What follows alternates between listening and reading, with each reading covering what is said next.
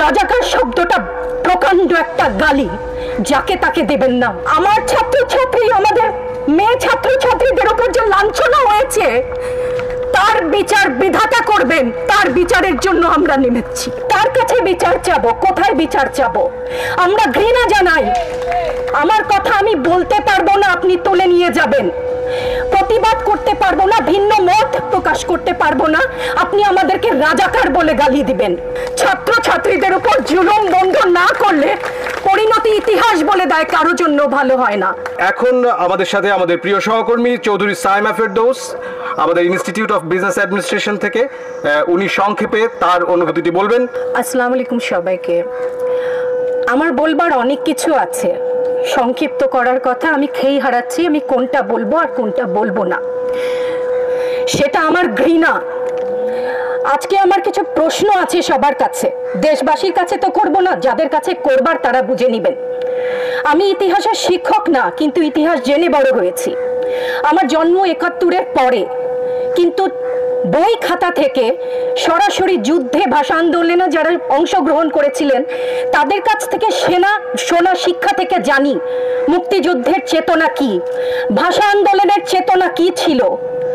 মুখের ভাষা বাংলা বলতে পারি, সেই জন্য বোধহয় ভাষা আন্দোলনে শহীদরা শহীদ হননি। আমার কথা আমি বলতে পারবো না, আপনি তুলে নিয়ে যাবেন। প্রতিবাদ করতে পারবো না, ভিন্ন মত প্রকাশ করতে পারবো না, আপনি আমাদেরকে রাজাকার বলে গালি দিবেন। রাজাকার শব্দটা প্রকাণ্ড একটা গালি, যাকে তাকে দেবেন না। আমি অনুরোধ করছি না, আপনাদেরকে বলে দিচ্ছি। ছাত্রদের কথায় আমি কিছুটা পরে আসছি, সেখানে আমাদের সহকর্মীরা যারা বলেছে সেখানে আমি পূর্ণ একমত। আমাকে একটু বলে দেবেন আপনারা, মুক্তিযুদ্ধের চেতনা কি ছিল দেশের হয়ে? আপনারা বলবেন যে যারা শুধুমাত্র আমার বাবা মুক্তিযোদ্ধা ছিলেন তাই আমার অধিকার প্রাপ্য অনেক কিছু, সেখানে পূর্ণ সহমত।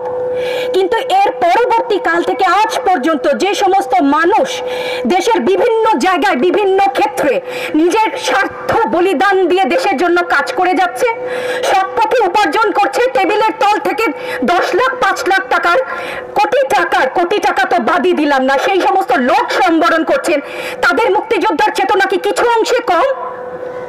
সেই প্রতিবাদ করলে আপনি আমাদেরকে বলবেন রাজাকার। রাজাকারের বাচ্চা, এটা প্রকাণ্ড গালি, যত্রতত্র দেবেন না। আর আমার ছাত্র ছাত্রীদের গায়ে গুলি কেন? আমি এখানে কেন দাঁড়িয়েছি, কেন আজকে কথা বলছি? কারণ আমি মানুষ, আমি শিক্ষিত একজন মানুষ, আপাদমস্তক ভাবে যাকে শিক্ষা বলেন। সেখানে আমি জানি মুক্তিযোদ্ধার চেতনা যদি কিছু আমার ভেতরে বিদ্যমান থাকে, আমি জানি অন্যায়ের প্রতিবাদ করতে হবে। বিচার চাই না বলেছেন, আমিও একমত।